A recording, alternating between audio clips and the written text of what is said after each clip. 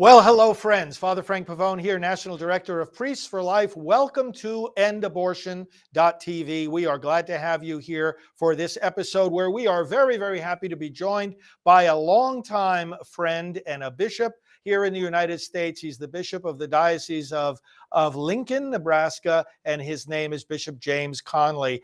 Bishop Conley, welcome so much to the program. It's great to be with you, Frank. Great to be back with you again. So this is wonderful. Yes, I want to first of all give a little introduction to you. You and I go back a very long time. I remember meeting you. I guess it was in the 1990s, shortly after I took over Priest for Life, and you were the pro-life director there in the Diocese of Wichita, Kansas. And we were out there. I remember praying in front of the abortion facility and doing all kinds of activities. And then not too many years later, we found ourselves together in Rome, where we were both living at the Villa Stritch and we were working in different offices at that time at the Vatican. Now, I was at the Council for the Family. Remind me, which office were you in? I was in the Congregation for Bishops. Bishops are us, as we like to say. That's right. So we both worked there. Oh, what a blessed time that was. We were both working under St. John Paul II. And one of the things, of course, that I remember most about Rome were the occasions when, whether it was meetings of the dicastery with the Pope or opportunities when we would be invited to concelebrate with him in his private chapel, those were some of the most memorable aspects of working there in Rome. You must have some great stories of encounters with John Paul II.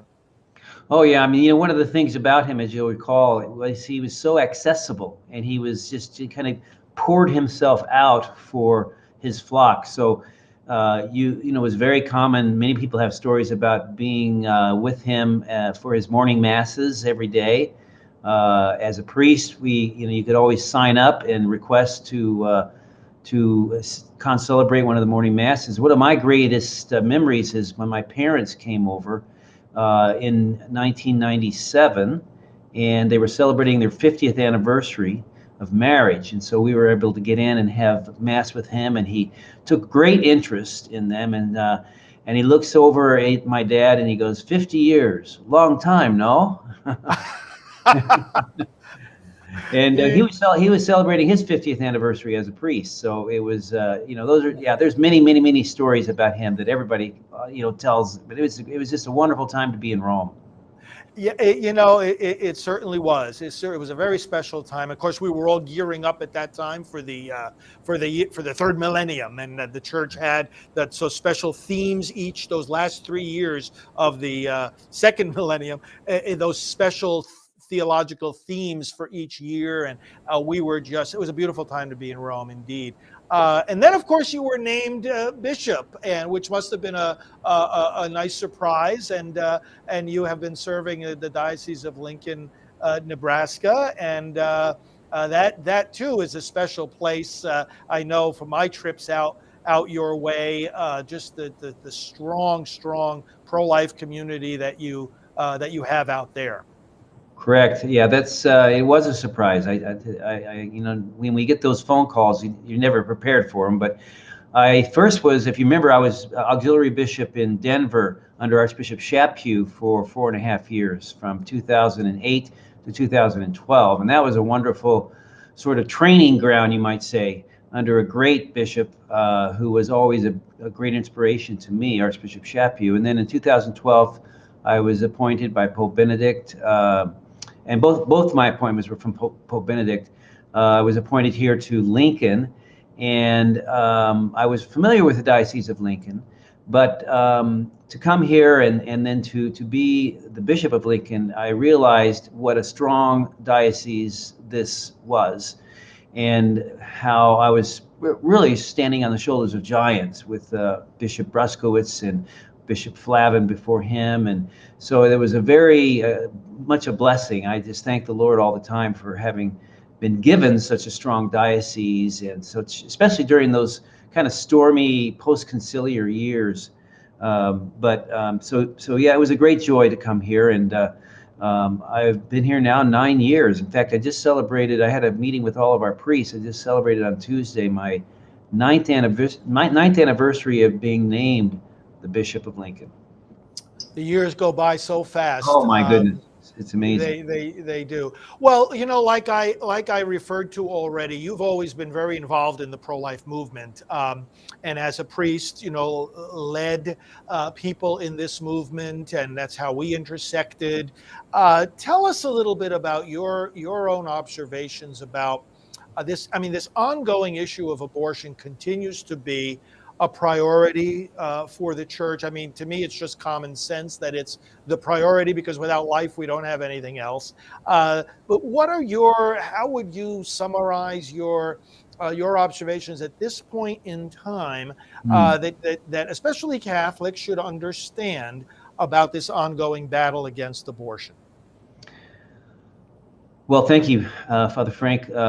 I always, oftentimes when, give a talk or presentation, I like to go back and quote the headlines of the New York Times on January 23rd, the day after the Roe v. Wade announcement, January 23rd, 1972, or was it 73?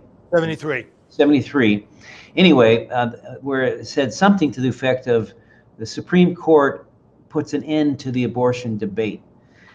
And, people thinking, well, it's all over. Abortions, the Supreme Court has decided this, and now we're going to go on to something else.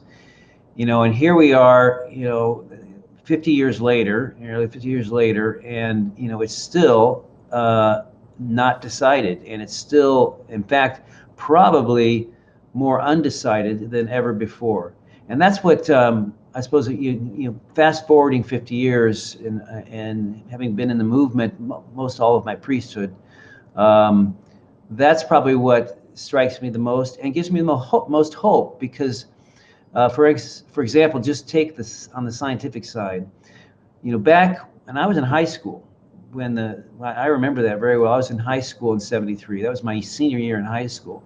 And I remember we had these debates in high school about it, like high school kids do, about current events. And I wasn't too sure. I wasn't a Catholic at the time, so I wasn't too sure what I felt about abortion. And of course, it was always presented to us as just a little blob of tissue. And so I remember thinking, well, if it's just a little blob of tissue, then how could it be that bad? And so that's really what the country thought. Because we didn't really know much about the science at that time. Well, as we advanced in our understanding of life in the womb, and as sonograms, as we used to call them, ultrasound machines, as we sort of able to focus in on the window in the womb, and we realized when life, when life begins. Of course, we always believed theologically it begins, and still believe this, it begins at conception, but we actually could see the developing child in the womb from early on. Everything is formed, everything is there, and it's just a matter of time before it grows. So that scientific insight into the humanity of the child in the womb, that became, I think, for me, and I think for a lot of people, you still cannot deny this. This is the kind of convincing proof that it's not a blob of tissue, and as a result, people don't talk about it as a blob of tissue anymore because they know they can't. Or if they do talk about it, people say, well, no, it's not blob of tissue. Look, you can see it's got hands and feet, and it's a baby, and so that was, and that's probably gives me the most hope, because when I talk to young people, we just opened a women's care center right across the street from Planned Parenthood here. We just opened it on December 8th, and already we've, or the Lord has saved over 125 babies that were abortion bound. And wow. It's amazing. And the key moment is that ultrasound. And when a woman sees this image of the child in her womb, no matter what her motives were for getting an abortion, she has a moment of truth. And it really kind of becomes real for her, that this is more than a blob of tissue. This is a little tiny baby. So young people, I think, are convinced by that, because you know how it is. Science is everything for this generation. And the science proves beyond a shadow of a doubt that this is a baby. So then they have to deal with, well, is it okay to kill a baby? And then there's all kinds of, women's rights trump the death of a baby. And so I think that as we have grown, I think now, and of course the polls show that, is that I think now America is more pro-life. You wouldn't know by the media, but more pro-life than it ever has been. And that's certainly the case, and we know the numbers of abortions are going down, have been going down. The rate of abortions, the ratio of abortions, that is, the relation to pregnancies. Lots of good things have been happening, and of course we're dealing with this when it comes to the American scene with a very pro-abortion administration right now, a very pro-abortion leadership in Congress, and yet we still continue to make progress because the people are waking up. As you know, we have the Silent No More campaign, people speaking out about their regret of abortion, and that changes a lot of people's minds. We've got young people saying, hey, I was a survivor of abortion, and there's nothing the other side can do about those dynamics, just like they can't do anything about the development of the science either. So all these factors work in our favor. But Bishop Conley, as a bishop, and with the controversy going on right now in America about, what do we do with these politicians? As we know, as you and I and all the clergy teach, the church herself has been given by the Lord Jesus a religious mission. We don't have, as a church, a political mission. And yet we have the duty to speak into politics the moral implications of the Word of God. Can you talk to us about that a little bit, and how you see that playing out in America today and how it should play out?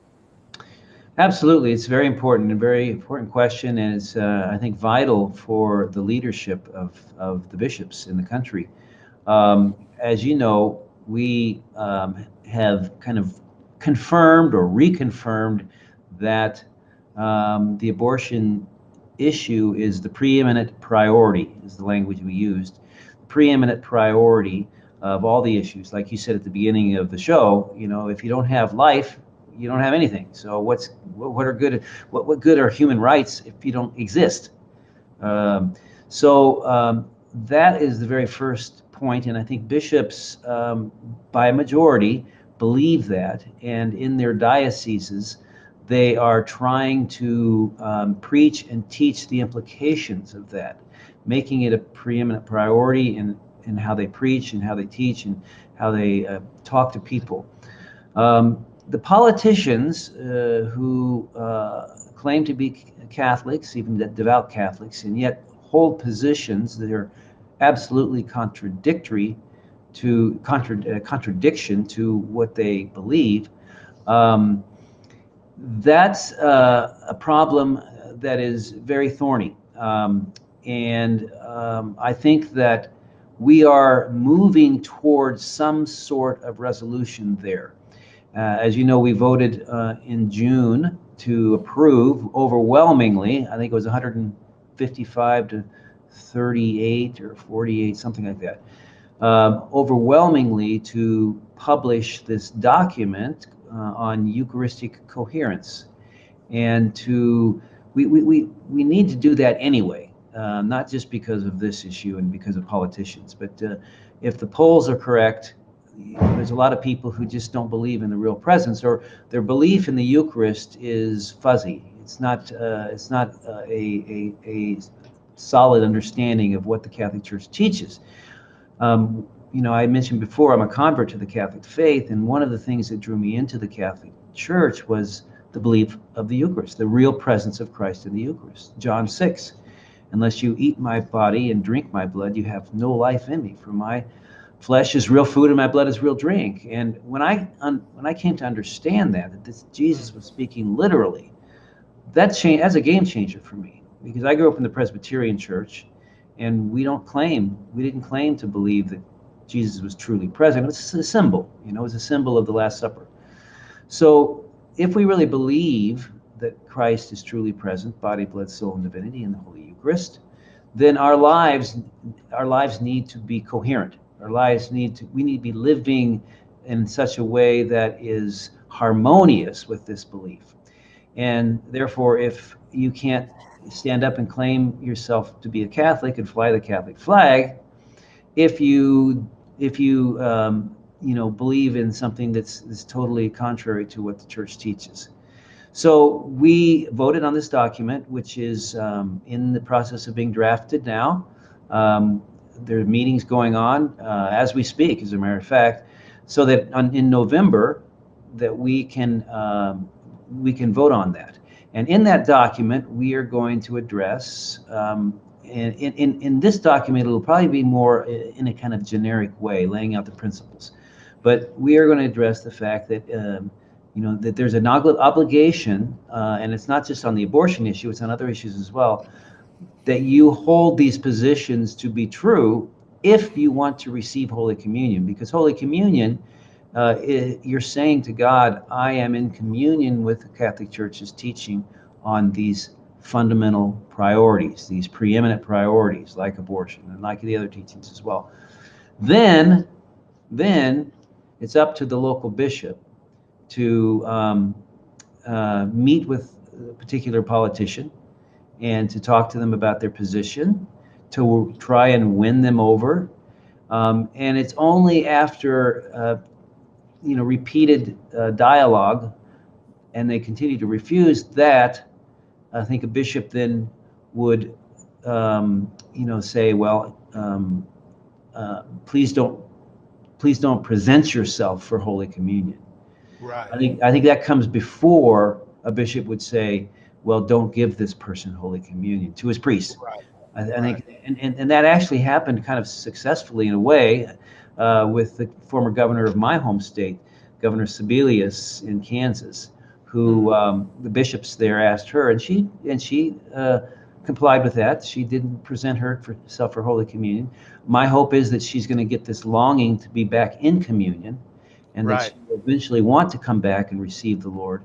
And then the final step would be, if they're obstinate, then I think a bishop should say, well, if this very notable person that you can't mistake comes into Mass, then you have an obligation not to give them Holy Communion, because not only would it be wouldn't be good for their soul, but it would cause a scandal to the people in the congregation. And people are already scandalized, Catholics and non-Catholics. So how can this person claim to be a Catholic, a devout Catholic, and yet still hold these positions which are totally antithetical to what the Catholic Church teaches? They are scandalized. We get a lot of that communication here to our office, and we also hear, Bishop Conley, the encouragement that people all over the country receive when bishops like yourself are so visible as advocates for the unborn. And I think you're quite aware that that witness goes far beyond the service you give to the people of your own diocese. It is felt nationwide and appreciated nationwide. And to wrap up here, and we thank you for being so generous with your time, we want to thank you on behalf of Priests for Life, and I'd like you to invite you to say a word of encouragement. You're very familiar with Priests for Life. I think among the bishops, you're one of the ones that's most familiar with our work over all these years. Could you give a word of encouragement to the Priests for Life ministry, those that are in it with us, those that support us as we continue to do what the Lord has given us to do? Sure, I'm happy to do that. I think back on Priests for Life, whether it was in Wichita or here in Lincoln or in different places where we've been together.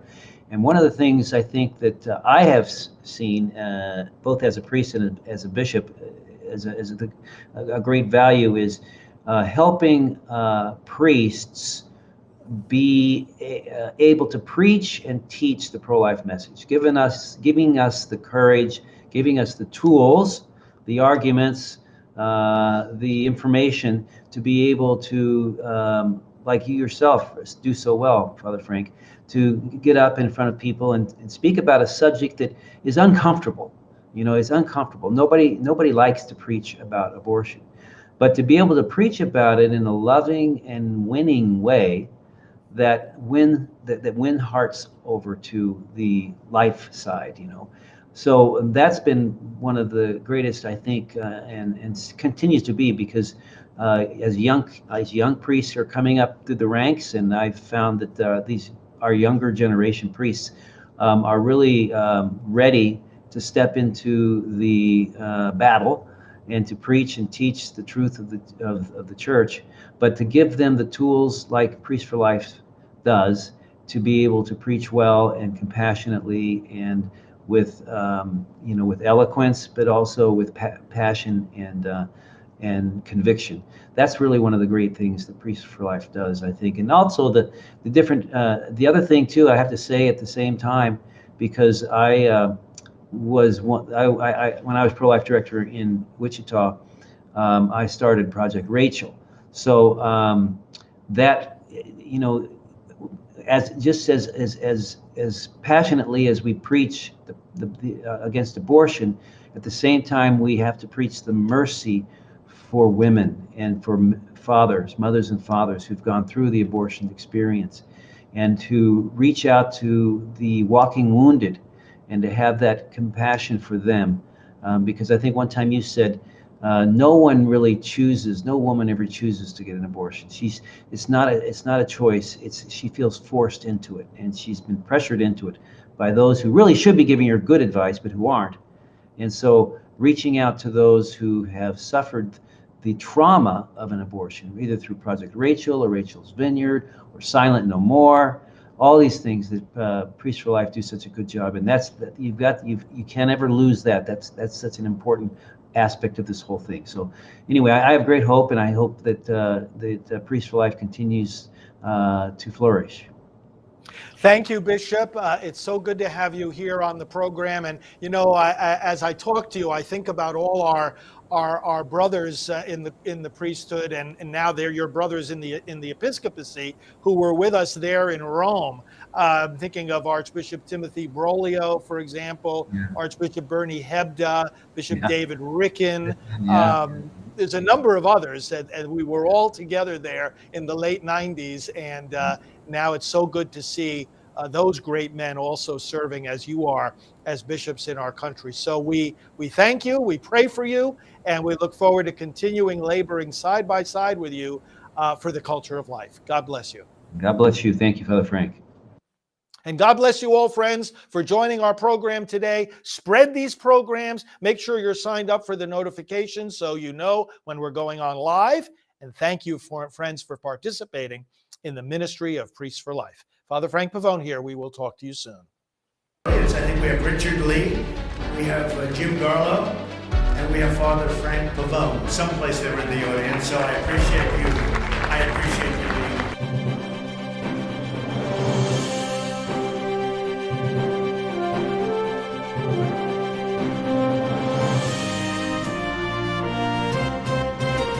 Follow him, Father Frank Pavone, Fr. Frank Pavone, on Twitter. He is the National Director of Priests for Life. Please go to priestsforlife.org.